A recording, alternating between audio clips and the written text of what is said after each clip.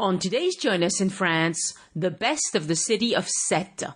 It's on the French Mediterranean, yet not in Provence.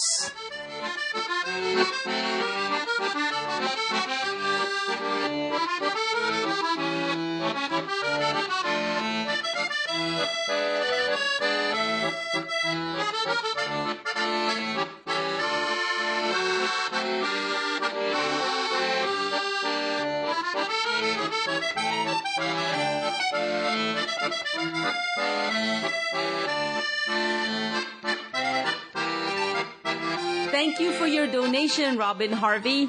And Robin wrote me a wonderful note to go along with her donation, and I hope she won't mind if I share it. She says, "Dear Annie, I had booked all our hotels for our trip before I knew about using the booking.com widget on the website."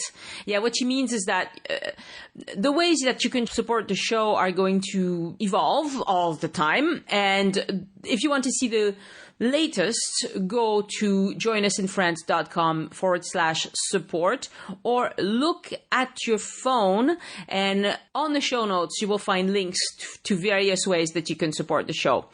Back to her note. Thanks to you and Elise, we will be visiting Toulouse, and Elise is going to guide us, and that's another way you can support the show, is if you book a tour with Elise. She'd love to take you around, and she's really, really good at it, as you know. Okay, I can't wait. Thank you for all the efforts you put into this wonderful show. I often tell people about it. Thank you. Best regards, Robin Harvey. And thank you for telling people also. And other people that have talked about the show, spread the word about the show, are Barbara Click, Melinda Gottschall-Perkins, Mark Smith, Todd Carrier, Stephen Culverhouse, and Ron Hurst. Thank you for sharing Join Us in France posts on Facebook. It really helps. Please, more shares, everyone. And now, on with the show. This is Join Us in France, episode 107. 777 Sète. 107. This is important because today we're talking about the city of Sète. Exactly. So 107. You will probably remember this.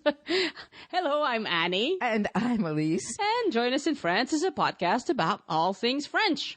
You know, we try to talk about different places, travel, lots of travel, because we like to travel, don't we? We love to travel. As a matter of fact, we were talking earlier about some travel plans that you're making with your sisters, which sound wonderful. Oh, which have nothing to do with France. Well, actually, they have to do with France, but they're from another country. So, it's an eventual hopeful trip. Yes, you hope to do this. This is great. This is great. Yeah. And I'm trying to figure out what I'm going to do this summer, because unlike most summers, we don't have like a big plan, you know, but so that we're recording this middle of April in France.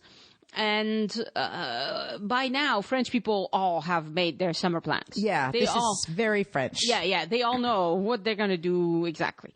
But we haven't done that this year, which we normally do. But this year we haven't. So I'm like, what shall I visit? I know I'm going to go to Paris. I'm going to go, spend a week or something. You're going to spend a week again? Yeah. Well, yeah, because I feel like I hardly know Paris, even though every time I talk to somebody about places in France, and in Paris in particular, they tell me about things that they've done, and I'm like, haven't done that. Haven't done that. Haven't done this either. So, yeah, I need to go back. It's a big city. Yes, it's a big city with lots to do. So, there you go. So, today, Sète. Sète. Yes. Sète is pronounced like the article Sète, which means C-E-T-E. Right. And guess what? Until 1927, it was written exactly the same way. Was it? And apparently caused such a confusion that they decided to change it. And it's written now S-E-T-E with a grave. An accent grave. I think you say acute? No, we don't say anything. We don't actually. An accent. They have a name, these accents. They have a name in English. Grave. Well, maybe it's grave accent. I think it's grave. Yeah. I think it's grave. Acute is the other one. Yeah. The other way. Yeah, okay. Acute, which is always makes me think of somebody's having an attack of something, you know. But, and Sète is a really fun place to visit. It's on the Mediterranean. Yep. It's very, very close to Montpellier. Yes. It's just about 35 kilometers away. Yep. And it's really along a stretch that is filled with sandbars and lagoons. And it's part of a whole complex. I guess we could call it a microclimate, because it's a famous place for people to go and watch birds, birds that migrate. For instance, there's a huge population of pink flamingos. Nice. And they're in the lagoons around there. And the lagoon that's associated with the city of Sète is called the Lagoon de Thau. Yes. Thau. Yes. It's very big. Mm-hmm. It's actually almost an entirely enclosed space. So it's apparently, I was looking up some things yesterday. Some people consider it to be actually almost like a lake, but it's, of course, salty water. Okay. And so it's a very interesting ecosystem around there. Mm-hmm. But the city of Sète is kind of fun because it is Mediterranean. It's on the coast. It has beach, but it's also a very, very big and very important port. Mm-hmm. And it's a little bit, I'm going to use a word that some people are going to think is probably pejorative, but I don't. It's kind of funky. Which makes it fun. It's not pretentious at all. Oh yeah, it's totally the opposite of the Côte d'Azur. Okay, exactly. It's If you look at places like I don't know, Saint Raphael, Antibes, Toulon, even. Yeah, these are places that for regular French folks like me, we would consider to be pretentious. Uppity and very rich and possibly pretentious, right? That sort of thing. But Sète is like everybody's beach town. It's a beach town, but it's also, I don't go there when we go to visit, which we did just recently as a way of adding an extended little tour to going to Montpellier. Yep. Which of course we did for family reasons. Yep. But going to Sète for me is not about going to the beaches. Now, the beaches are actually on the exterior part. It's actually a stretch of road with a very long stretch of beach that's it's basically what I guess we could say in the States or in English would be considered to be like just oceanfront beach. In other words, it's a huge sandbar that basically connects from almost the exit of Montpellier till you actually get to the city itself. Yeah. And it's just a long stretch of beautiful sandy, duny beach. But what I like to go to Sète for is the atmosphere of the port. Yeah. Because basically the town is built around a small mountain, big hill called Mont Saint-Clair. And Mont Saint-Clair? Mont Saint-Clair. Okay. And it's got a huge canal because it was the extension of the Canal du Midi. Right. And that was built under Louis XIV. Right. So the Canal du Midi ends. It ends at l'étang de Thau, right? It ends at the étang de Thau. Okay, exactly. That's what I thought. And what happened was that prior to that, apparently way back, because believe it or not, it looks like there was a mention of the little fishing port town of Sète in the time of Ptolemy, which means in the 1st century AD. Okay. He was a Greek who wrote lots of books about geography. Okay. And like the Romans, there were people who traveled around even in those days and wrote books about travels, and geography. And it had its Latin name, was Setius something or other, and it was a little fishing port. Yeah. And it, of course, didn't have the construction of the canal or anything, but apparently because it's this kind of, it's like a little peninsula, because some people consider it almost like an island. It's like this little thing that juts out that goes up above, not very high. And it protects part of the lagoons. So it became very popular as a place for fishermen to go even that long ago. Yeah, that would be a good place to go fishing. It's a good place to go fishing. Yeah, if it's protected, probably there's lots of fish. Lots of fish, right? And of course, good Mediterranean fish. And those days, nobody overfished yet, Yeah, so exactly. It was good. So it's mentioned back in those days. It was mentioned again by the Romans, and then it was known as just a little port kind of place.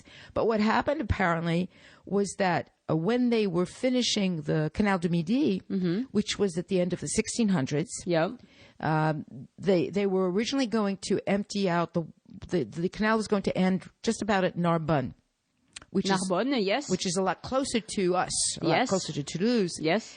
And then there some royal authorities, because the guy Riquet, who built the Canal du Midi, he died in 1680. Mm-hmm. The canal was not completely finished. It was finished in 1881. But what happened was that... In 1681. In 1681. Yes. But what happened was that Louis XIV, who had a good, very acute sense of what might bring him money, he realized, well, that was one of the reasons he finally agreed to do actually the giving money for the building of the Canal du Midi. Yeah. Obviously, talking to some of the people, some of his counselors, decided that it would be very good to do an extension that went as far as Sète and build what became known as, still is actually known as the Royal Canal, which actually leads into the Tang de Thau. And that was for two reasons. One, because then it would be officially a domain of the king. So, of course, he could rake in more money. Yes, and he could control access to it. And because by building it's a very large canal at that point. It's much bigger than the rest of the Canal du Midi. It was also there was a possibility to use it for military purposes. Okay. He was not a dummy, Louis XIV, you know. No, probably not. He wasn't. He may have been greedy, but I don't think he was a dummy. So, in fact, what happened was that they laid plans for it well before the finishing of the Canal du Midi, and it was inaugurated in the 1660s. Uh-huh.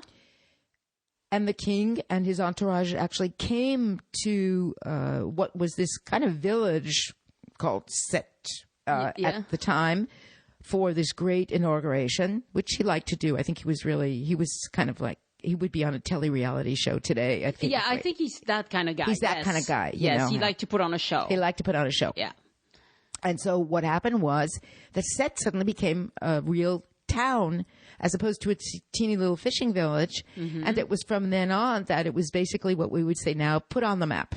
Right. And so they started building things, and little by little, it became a small city. Mm-hmm. And it took on a certain importance, and it has the same importance today because it is the second largest fishing port in France. Mm. It's the biggest on the Mediterranean. Mm. The biggest in all of France is Boulogne-sur-Mer, which is on the Atlantic.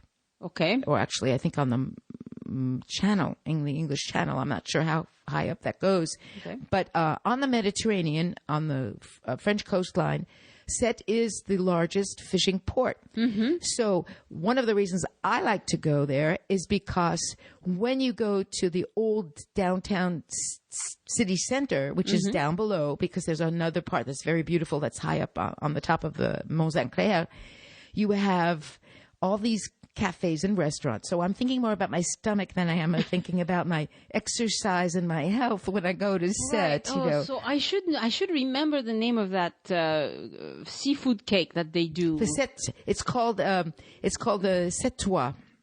Right, but it has a name. Tiel. Yes. It's a tiel. A tiel de Sète. The tiel Sètois. Yes. And what it is I love them. I actually love them. Do you remember how to spell that? Is it T-H? Tielle. Oh, no H. No. Tielle. Okay. And tiel. Yeah. Okay. And what it is, it's and is that masculine or feminine? Sorry. Un tiel ou une tielle? Oh, I've lived here for how many years? It's like apparently I asked the wrong. You asked the wrong question. Is what you asked the wrong. Sorry. I think it's une tielle, but I'm not absolutely. It sounds like it would be. You know? Sounds like a feminine word, but you never know. But just when. Listeners, when you want one, just point. Yeah. I want one of those. Well, comme ça, s'il vous plaît. Une comme ça, s'il vous plaît. Ou ça, s'il vous plaît. Since I was just there a couple of months ago, we went there because I wanted to see the town because I had been there for a while, and it is really fun to walk along the embankments of the Royal Canal because it's fun to see all these huge modern fishing trawlers and then some old ones. I have a photo I took because I really liked it. It was just this old boat that had this rusty anchor that was huge. It was about 2.5 meters in length. And you sense that this is really that kind of a town. The houses down below, which is, of course, the oldest part of Sète, they're nice, but there's nothing special about them except that it's very Mediterranean-style architecture. But what you have is this long run of seafood and fish restaurants and cafes. So when we first arrived, it was about 11 in the morning, which is too early to eat lunch. So, of course, the first thing you do... But not too hungry, too early to be hungry. Not too early to be hungry, but definitely still coffee time, at least in my household. Yeah. So... the long debate. This is couple conversation, right? Which cafe should we be in? Well, I wanted to be in one where the chairs were literally coming up to the edge of the canal because I just love it. The air and the light. It's very Mediterranean. It's really beautiful. And it smells. And it smells of the seawater. Of the seawater and everything. So sure enough, we walked long enough to find one and had a nice, actually very good cafe. It was really delicious coffee. And by that time, we were lucky. You don't remember the name, do you? No, I don't. Right. I remember what the chairs looked like, but I don't think that's going to help anybody. You're helpful. I'm really helpful today. But we were lucky because I don't remember which day of the week it was. It was, if I'm not mistaken, actually a Wednesday. And luck that we had was that it was the market day. And since Sète is basically the part that's sea level is right along the canal, and a little bit on the other side of the canal, there it goes into where the administrative buildings are and some of the heavy port activity, and then the rest of it is hilly. And so if you go just a couple of blocks up from the canal, it's nice, and it's very low key in the sense that it's nothing fancy. It makes me feel very comfortable being there. Yeah. And sure enough, because it is Mediterranean, there's this huge fruits and vegetable market, and lots of people were selling tiao. This is also to tell you. So of course I bought some artichokes. I bought this and I bought that, and then we get to the stand, and there are 2 or 3 stands of people who claim that they are the ones who make the best tiao. Of course, this is that kind of thing. And then I realized, because I think I knew it before, but I had forgotten, because I buy them here in the supermarket, and you usually get, it's like a pasty. It's like what the English would call a pasty. It's usually the size of in the round of a large hand, and it's a dough, but it's like it's not a sweet dough. It's like a pot pie dough. Right, and it's kind of like a pot pie dough. Yeah, it's kind of like a pot pie, but not necessarily with as much shortening. It's kind of like almost like a cross between that and a pizza dough, and it's a little pot. It's like a little pot pie, and it's filled with pieces of tomato and garlicky octopus. It's delicious. It's really good. Yeah, it's just totally delicious. It's really good. And so I. And it's orangey in color, not bright orange. No, right. And I think it's because they put paprika on the top. I think that's what they do. Okay. So I discovered that. And they also make them small size for aperitif. Oh, well, see, now that I've never seen. Yeah. Because that means there's probably one teeny little piece of octopus inside. Yes, it's not a lot of fish in there, but it's a pop in your mouth. Exactly. It's like a bite-size tiel for aperitif. But it turns out that in Sète, they sell them also large format, which would be the equivalent of a 9-inch pie. Oh, okay. Or a 10-inch pie. So family size. Family size. In which case you're getting the equivalent of about 4 pieces out of it. But we didn't buy it because we were walking around doing a kind of just visit type thing. But I was thinking afterwards that it's probably better because you probably get more of the filling in it that way. Of course. And you get less of the dough because when you get the little round ones. And the dough's good. And they're delicious. Yeah. So that is one of the... And the other specialty from there is their little... cookies called zézette. Oh yes, les zézettes. Les zézettes de Sète. They're very nice. Why are we looking at each other and laughing? You explain, Annie. Come on. Okay, zézette is another word for male parts, but it's a diminutive. Word. So you would, okay. Look, I've said enough. She said enough. She's just getting as red as her T-shirt that she's wearing today.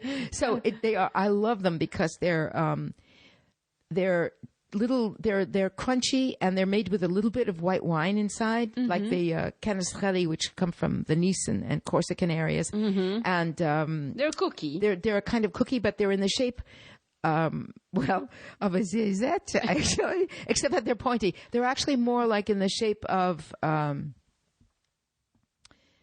it's not even an oval because they're pointy on both sides. They're very, very small. They're just about 2 inches long, and they sell them by the pound.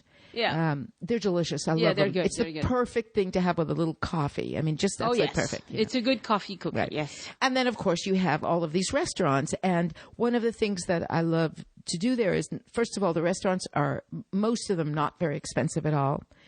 You have probably a couple that are mentioned in some fancy books and that are higher end. But generally speaking, all of them have the fish that is caught locally. And then, of course, they have mussels, which are one of the basic things that they cultivate in the étang de Thau. Right. Anyway, mussels and oysters. And so all these restaurants face out onto the canal with these terraces. And I just love it. I just love it. You know, it just, you get the chance to eat and be there. I remember going when I was a kid, but I haven't been in years. And it's on my list of do this year. Right. But it's a great thing to do. If you're going to do, you can go there easily when you go to Montpellier. And it's also on the way to Arles, which is the next stop, which is a place that I want to go back to this summer, actually, because I haven't been back in a long time. Oh, Arles is wonderful. So Sète has that atmosphere, and it's very unpretentious, which is one of the reasons I like it. And then what you also have, and this is what we did because we did spend the rest of the day there, you work your way up towards the top of Mont Saint-Clair, and one of the things that's really great to take a look at, they have what they call a cimetière marin. Yes. And it's high up, but not all the way up on the top. And it's now, how would you translate that? Un cimetière marin? Yeah. Well, it's a seafront cemetery.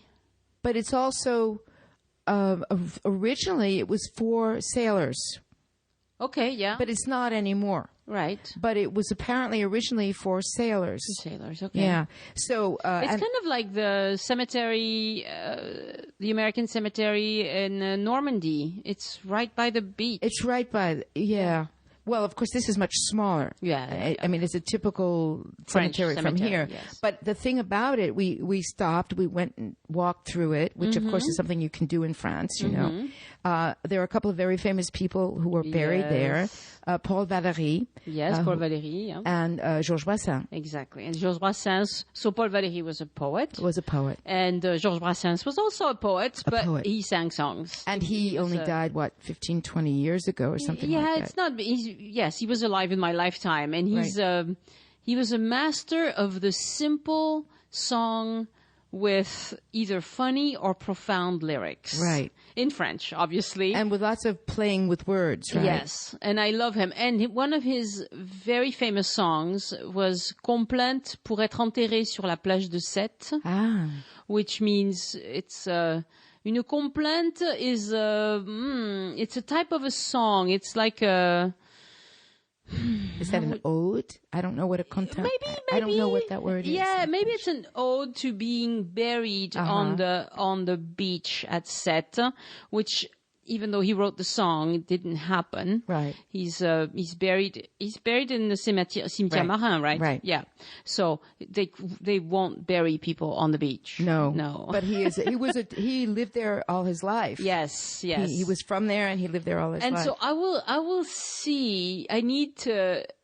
If you are like me and you play the guitar, but just enough to be dangerous, you probably can play a few chords, an F minor and a B minor and an A and a D, and that's pretty much all of his songs.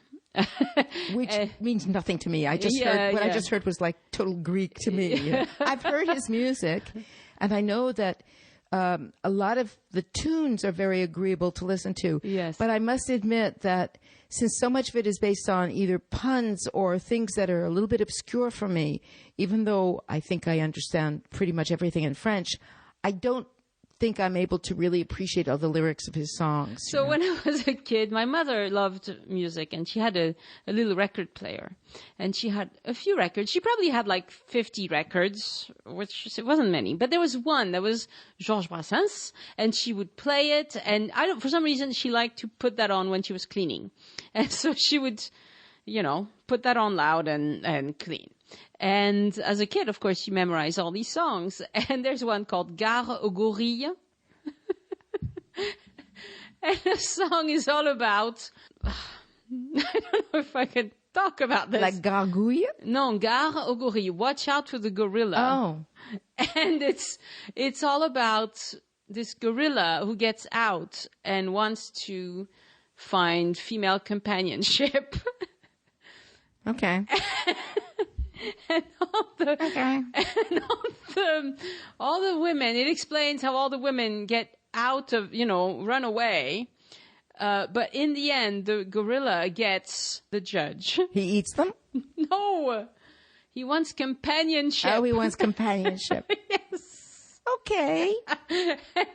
And it's a political song, but as a kid, I didn't really know what it meant. And it had this Gare aux Gorilles. Oh, that one. See, now I know the tune. I know the tune. Everybody knows the tune. Oh. And so I was in school as probably a kindergartner or a first grader or something like that, singing along Gare aux Gorilles. And they wanted to know why you were politicized, right? Well, it's either a song about a raunchy song. Mm-hmm. You could see it that way. Or it's a political song. Right. Either way, it doesn't belong in the mouth of a kindergartner. But it's a lot of his songs are, if you really pay attention to the lyrics, they are fabulous. But his songs are super simple. It's like 4 or 5 chords, and even on stage, he would perform it with a stand-up bass. Mm-hmm. He had a bass player who went with him everywhere. Right. And it was just him, his guitar, his bass player, and a pipe. And he just sat there. There was no show, just one light on him and mostly on his music. So you could see what he was doing. Just not a showman, but fantastic, fantastic lyrics and just fun. The songs. I probably know, he's probably written hundreds of songs. Well, he is really considered to be a great songwriter, and I know that many, many, many people really love his songs.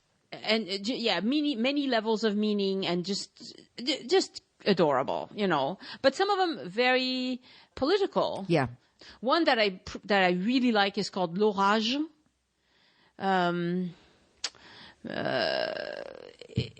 It's about him pursuing his neighbor's wife. Oh boy.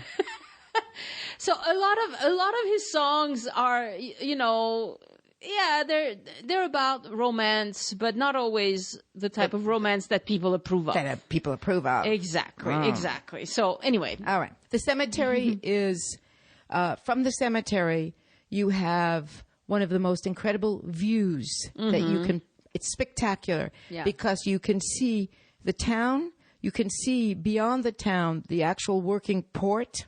Mm-hmm. Which now has a lot of other kinds of shipping in and out besides just fish. And you can see the lagoon, l'étang de Thau, and you can see beyond that practically into Montpellier. I mean, we were there on a fabulously beautiful day where the sky was all blue. And which happens a lot in that. It happens a lot region. there because it's a very, very, very wonderful area for climate. And we sat on... it's kind of like a semi-wall at the back end of the cemetery, which is very steep. And we just sat there for about a half an hour and looked out at everything. And I can understand why it's considered to be a wonderful kind of cemetery, because it's a very peaceful place. The idea of being buried in a cemetery like that seemed very appealing. It's a very strange thing. It just was very, very nice. And you get this panoramic view out over the water, over the town and everything. And it goes back to the very beginning from when it was built for the Grand Canal. So it was really nice. And then, having spent many visits to Sète over the years, never having gone much further up, Mont Saint Clair. This time we decided, since we had our car, that we were going to drive all the way up because there's a park all the way up on the top that's basically on the other side, but it's a gorgeous park. And in doing so, what did we do? Well, we worked our way through what turns out to be the posh part of Sète. Aha. So it turns out that as you go further up the hill, there are these gorgeous, gorgeous houses with, these stone walls. And of course, this is the Mediterranean. So you have your pines and your cypress and all the flowers that you get in the Mediterranean. And wild thyme. And this was at the end of February, beginning of March. So there was already mimosa that was in bloom. Wow. And it was just fabulous. It was very strange because I just turned around and I looked at my husband and I said, I'll live here. Let's go buy a house. I thought I could do this. This would not be a problem for me. And then you get all the way up to the top and there's this wonderful park. Mm-hmm. And it has a cafe, kind of snack restaurant, but which was closed. And I think it was closed because it probably only opens for about 6 months out of the year. Yeah. But you have paths that walk around and there are some benches and you have a place where you can go and it has one of those, what do you call them? The viewpoint thing where you have this semicircle that it shows you in an engraving on the semicircle. Oh yeah, all the different things you can see. Yeah, the point de vue. Point de vue. But it has like it looks like it's going to be a telescope, but instead you have this semicircle that's engraved, and it shows you. In this direction, this direction, town. Right? This direction exactly. is this. This direction is that. Right. Yeah, I don't know what it's called. And then it probably has. I don't know what it's called either. I mean, it's and it showed because you obviously it points out things that are very, very far away as well as close by. You could see the Canigou and the things that are further south along the coast of the Mediterranean, and then towards Montpellier, and then of course further back that way.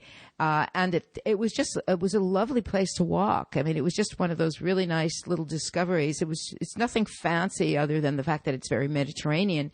But it was big enough to be a really nice place to do a walk. Mm-hmm. And if you go further out, you actually come to a place where you can look down and then you see the beaches. Mm-hmm. So it's that side of Sète, right. So it's the other side of Sète. The Mediterranean side with the beach, not the port side. Right, not the port side and the Étang side, exactly. But the beach side. And then you look down and it's unbelievable because you have this huge stretch of white sandy beach that is really this enormous sandbar. But it's an interesting town because most seaside towns, they just have the boardwalk along the beach and stuff like that. But in Sète, you also have the side of the Étang with lots happening. Happening. So you have these two areas to check out, and they are both lovely. And they're both lovely. And it's very interesting in because different ways. I'm not a super big fan of industrial work sites. That's not my thing usually. Mm-hmm. But it is really, ports are fascinating, And we decided, since I was with someone who does indeed like to explore at some point, because it was after our coffee, still too early for lunch. So we got What time is lunch, you guys? Well, we had big breakfast, so we figured, we'll come back between 12:30 and 1. That was okay. Right. So it turns out that there's a part of Sète that I had never ever seen before, which is kind of back behind the port, industrial port side, but it's a little bit of a stretch of land that's level with the sea, and that has teeny little houses. And then for local little fishermen who are not industrial fishermen, everybody has a little cabano where they can stock their things, and everybody has their little boat. It could just be a little teeny outboard motorboat or whatever. And it was so cute. I mean, it was really nice. It's really quaint, huh? Yeah, it was really quaint. So it's really, I've spent a lot of time visiting not every town along the Côte d'Azur, but a lot of them. But this one it's just kind of refreshing because of the fact that it just doesn't have that pretentiousness. And it's not overhyped. It's not a town that thinks so highly of itself that, everything, all the prices are completely out of control. Exactly. And all of that. No, it still has that spirit of, everybody's beach destination. And interestingly enough, so it's gotten to be much more important because there are lots and lots and lots of retired people who have moved into not only the Montpellier area, but by extension around Sète because of the climate being so wonderful. So the city itself has about 45,000 people, but the outlying area includes about 80,000 people now. So it's fairly big. It's much bigger than you would imagine. And when you take the roads that go up to the top, you can see how it's developing, and it's developing by a little bit of what we would have to call urban sprawl. But it's always it's not too big. It's not these huge apartments or anything. It's very much the Mediterranean style of houses and everything. And it turns out, I didn't realize it, but it is very popular for tourists in the summertime. First of all, because of all the beaches that are there, and because people do like to come. I don't think it's a place people stay for a very long time. They may go to the beaches. They may have a hotel room for a night or two, but they come to visit the town and eat in one of these famous little fish restaurants. Yeah. And then, of course, there's this famous jousting contest. Right, in August. Which is really hilarious. Yes. And apparently, they get thousands and thousands and thousands of people who show up for it. Yes. So it's my kind of activity. It's your kind of activity. Yes, right? because you win if you're heavy and steady. But yeah, and you have to have good balance. So yes, you have to have good balance, but being the heavier person actually wins. But it's only men who do it. It's only men who do it, obviously. Not fair. Which is let just me try it. Typical. I mean, so believe it or not, the first jousting contest was when Louis XIV showed up to inaugurate the canal. So it's the St. Louis Canal jousting contest that happens always between the 20th and 25th of August every single year. And there are 7 jousting societies. Right. I'm sure it's local people, and it passes from father to son. Yes. And so they're all dressed in white, and each society has another bandana. That's how they identify themselves. And then, of course, they have a flag on these boats, which are very interesting because they're like gigantic gondolas. Yeah, it looks like a gondola. It looks like a gondola, except that it's much, much, much bigger. And I'm not sure exactly how many are on it. And it has a long plank sticking out the back of the gondola where the batelier would be, where the person steering the boat would be. But in this case, they're steering the boat from the bottom of the boat. And the man's with the jousting lance. And the guy, and the jouster is in the very back. And, it's a joust. With it's a joust. So they pass each other. And the idea, of course, is to knock the other person off into and they use water. They use a shield, a wooden shield. I mean, it looked like wood. I don't know if it's wood or whatever. They must really practice because they obviously know how to resist, but somebody gets thrown in the water. Oh yeah. And of course sometimes both of them because that's true. Yeah, because the one will get punched off right away, but the second one might just lose balance and fall off. That's true. So, it's like if you try and push against somebody and that person suddenly just disappears, you fall, Exactly, exactly. So it turns out that the winner is the person who, of course, has pushed off the most, the society, the boat, the person who's pushed off the most of the other people. Yeah. And I was just looking again at some of the photos this morning. I mean, it's thousands of people that line up both sides of the Royal Canal. They put together risers. And you probably, I don't know if you have to pay or if it's free. I think it's free. I don't know. I mean, it's probably free. It's free because look at all the people who come to stay, come to eat, come to drink. It's that kind of a thing. And I mean, there are very specific rules. The societies have a website, and I read some of the rules. I mean, there's like pages and pages and pages of rules of how this works.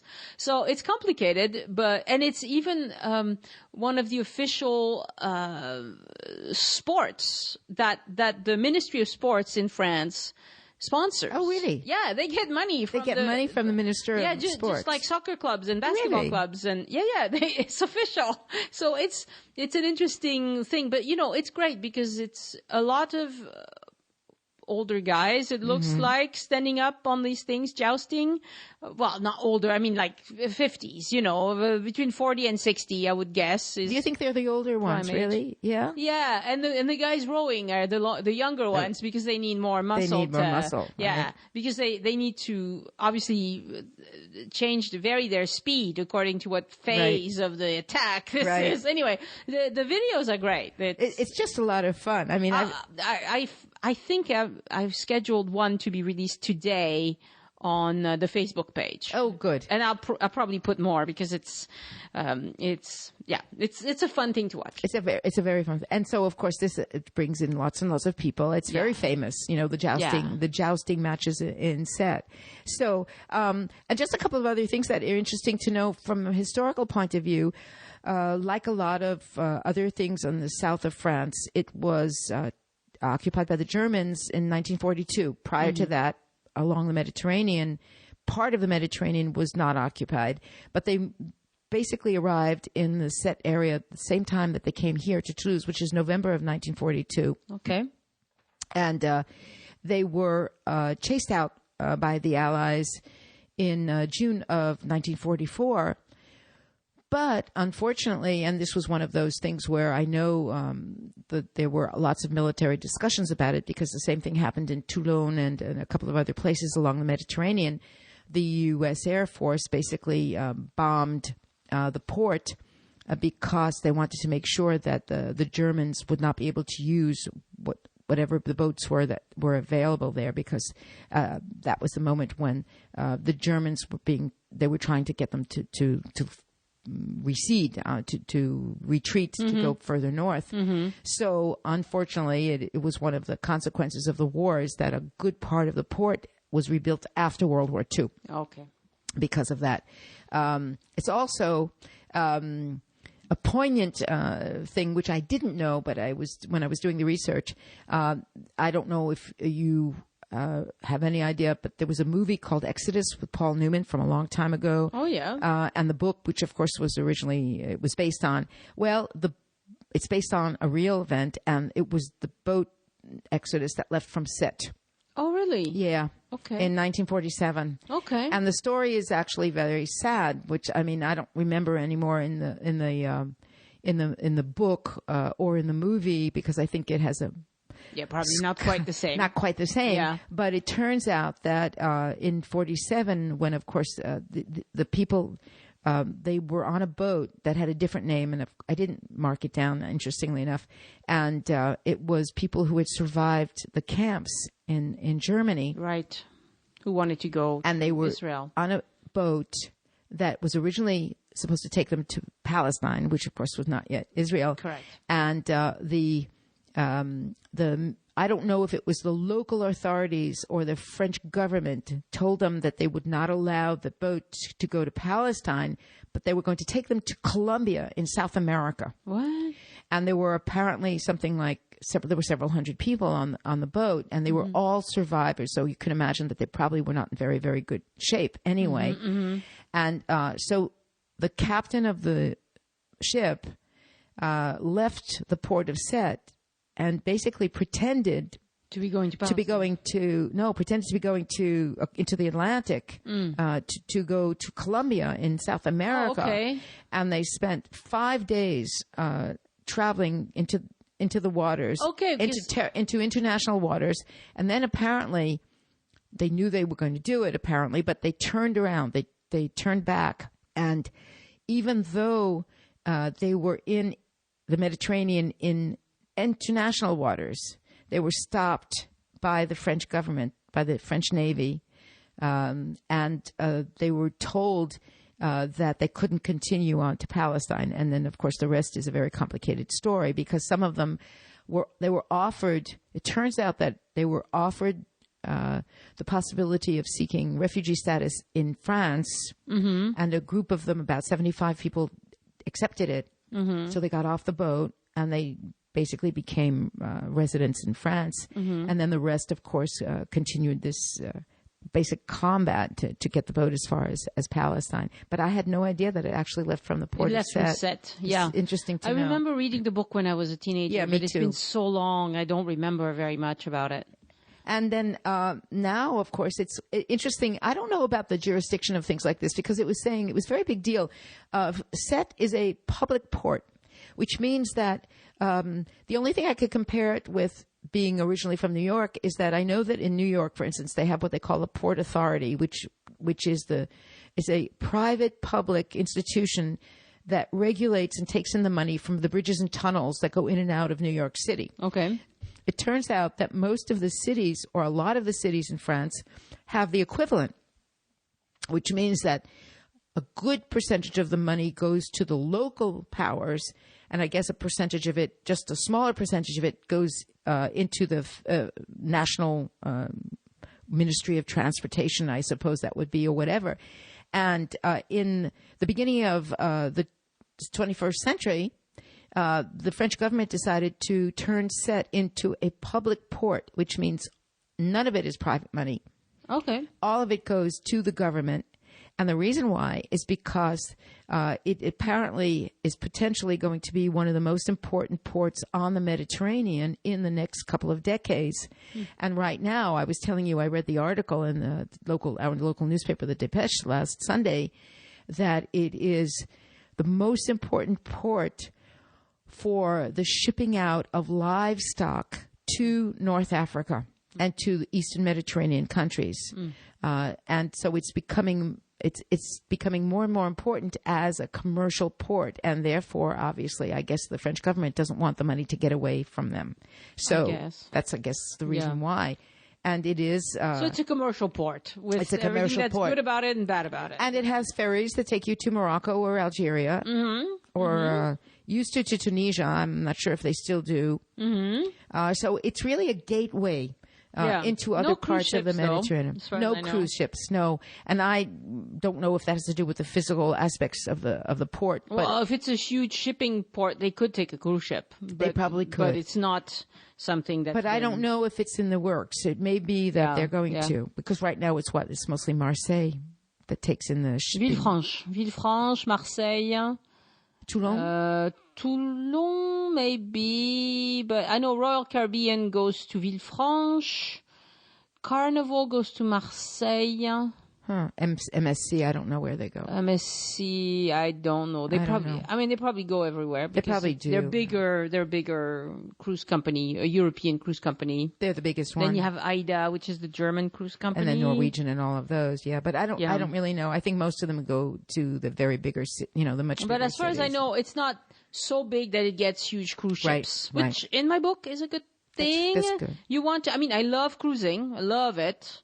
But it changes an area. It really does. Changes even the tourist kind of activities, because it's going to suddenly be geared towards people who just come for a day. Exactly. Right. And even part of a day, because by the time everybody disembarks and re-embarks, it's like you really have 6 hours to show them. And I think in Sète, personally, I would spend the night. I would, because you can do all these things. You go to the beach, you can visit all these things, and it's just to soak in the atmosphere. It's a small town atmosphere. It's not. I absolutely agree with you. I think it would be a shame if they started having huge cruise ships coming in, because it would change everything about the kind of. There's an intimacy to the town itself. That would be lost. And another thing, which of course is closer to my heart in a lot of ways, it has now become a very important center in the south of France of contemporary art. That's right. It has a nice museum. Yep. There's a Georges Brassens museum, which I didn't mention earlier, which I really, that's why I want to go back. They probably have the song sheets that he used and everything. Yes. And it's supposed to be very, very nice. But probably it's very French because, again, since his poetry was so... It's very French. Yeah, it's very, very French. I don't know if you're not... For instance, my husband, who's been living in France for 11 years now and speaks perfect French, well, for as perfect as... He does. He really does. He's very good. I don't know that he would get as big a kick out of Georges Brassens as I do, because... It's like part of... it's cultural too, isn't it? It's like people like Johnny Cash or something. Right. It's that sort of... if you have to compare, it's probably that equivalent. Yeah, I think I absolutely agree with you. I mean, it's. I know that all the people I know who listen to his songs, which isn't all the time anymore, but it's because I want to talk about the words of the songs. See, and so if you really don't get into the idea of what those songs are about, then it's not that interesting. But it turns out I have. But it's supposed to be a nice museum. Yeah, I'm sure it is. In fact, the next time we go back, I mean, we just spent the afternoon, wandered around, and it was so nice to be outside and everything. But it's so ironic because I think for a long time it had a reputation for being both a fishing port and for a place for retired people to go, and that was about it. And now it's developing a lot more culture. And a couple of my ex-students from the Beaux-Arts in Toulouse who are from Sète have become fairly well-known artists, young artists in France. They are actively involved in the contemporary art scene, and there's a nice, contemporary art museum center in Sète. And I remember the first time I heard about it, which was a number of years ago, thinking, oh, in Sète? Yeah, that sounds out of place, doesn't it? Yeah. And sure enough, why not, really? Because, again, it's like a blue-collar vacation place. Right. And so having a big art museum, modern art scene seems, what? Yeah, but again, they also have a theater that's called the Théâtre Molière. Yeah. And they put on a lot of shows. Oh, because, of course, Molière was nearby Montpellier. Right, because he was from Béziers. Right.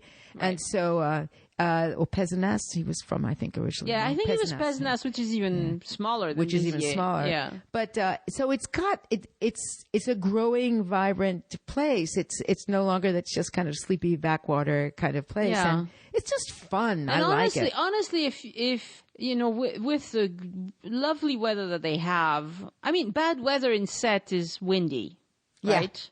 That's bad weather. Yeah. I mean, they have a little bit of rain, but it's a really basically sunny place. Yeah, it doesn't. It's sunny most of the time. Wind sometimes. It doesn't ever get foggy or, No fog. No. No fog. It's not super wet. Maybe up on top of Mont Saint Clair, but I think if there is this ground fog that burns off very soon in the morning. No, it's a really, And when you go, you can also go out. There is a road that takes you on around part of the étang de Thau, and it's very beautiful, and you get to see all these flamingos.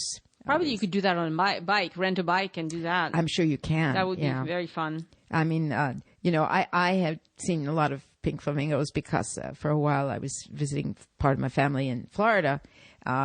But of course, it's a big deal because there's lots of flamingos in the Camargue, and there's lots of flamingos in these two big étangs that are right around there, and they're part of the big bird population. Yeah. And lots of people come to do bird watching in this area too. That's nice. Do you know if you can do canoeing in the étang? I don't think so.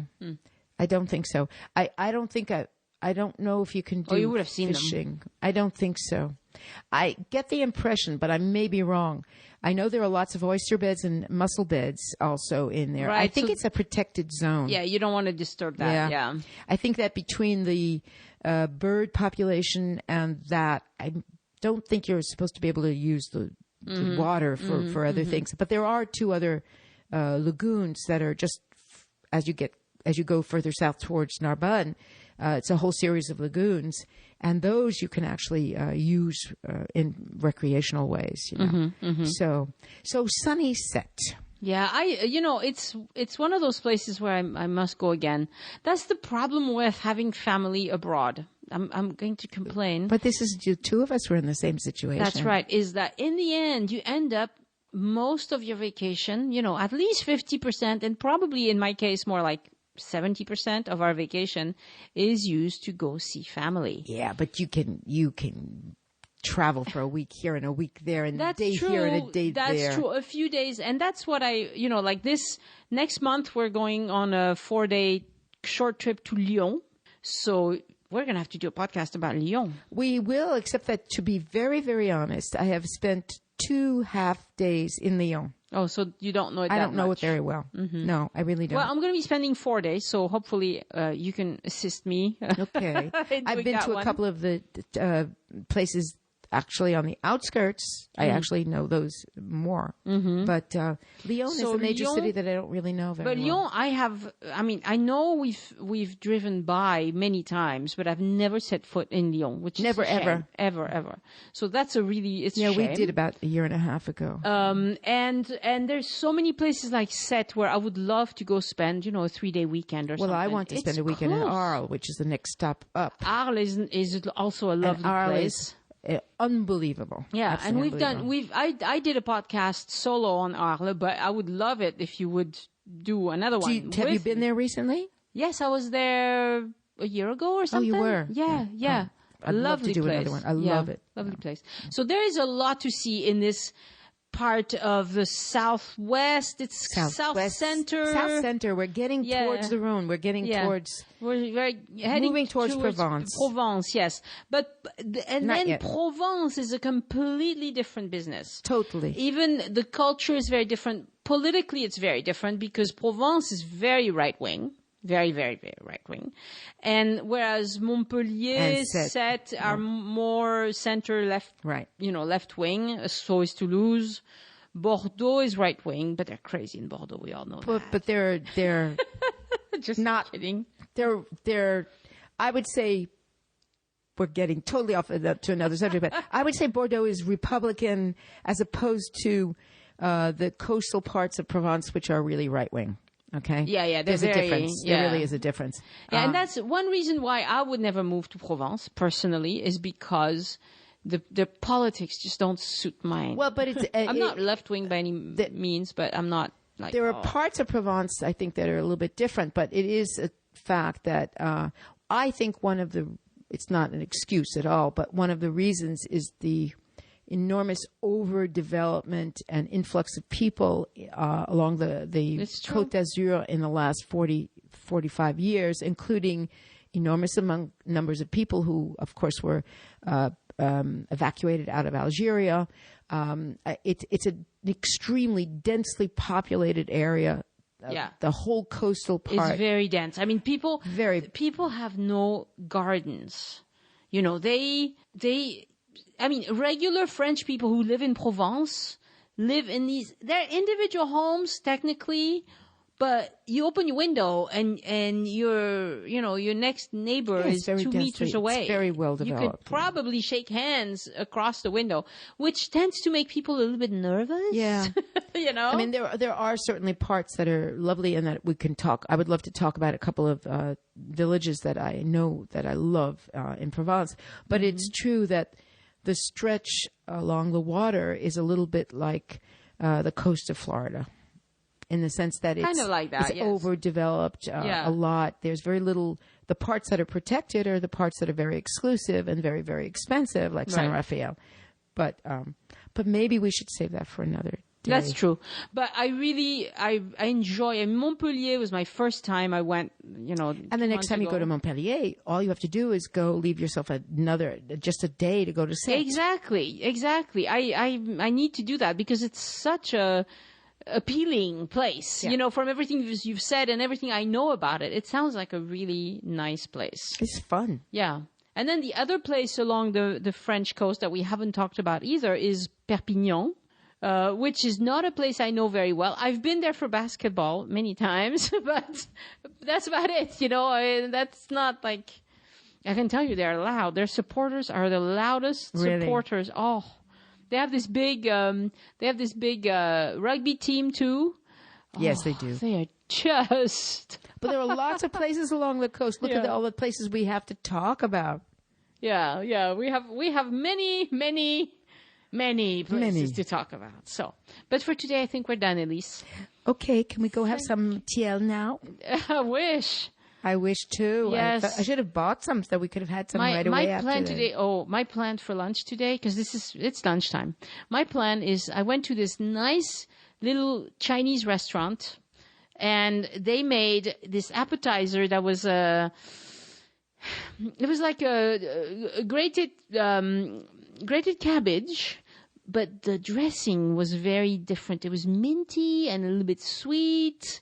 So I'm going to try and reproduce that. That's my plan. A challenge. I'm going to see if I can copy it. she's not only doing these, but she wants to be now the next great chef. No, not great chef. I just like to, when I taste something good, I like to try it. You know, I'd like to try it. Anyway. Thank you very much, Elise. You are quite welcome. Thank you, listeners, for listening to us rambling on about things. We ramble a bit, don't we? Grand ramble. We're entitled. Au revoir. Au revoir. If you enjoy the show, let us know. Many thanks to listeners who donate to the show or use our Amazon and hotel booking links on joinusinfrance.com or on the show notes on your phone. Most people who find the show do it through a recommendation from a friend. If you share the show with a friend, let me know so I can fuss over you and thank you properly. The other way people learn about the show is through mentions on TripAdvisor, travel sites, and blogs. Thank you for dropping our name here and there. It really helps, and I'll be happy to fuss over you also if you let me know. Thank you. Have a great time in France. And when you come back, consider sharing your experiences in France with the other listeners. I really enjoy doing trip reports with you. Au revoir.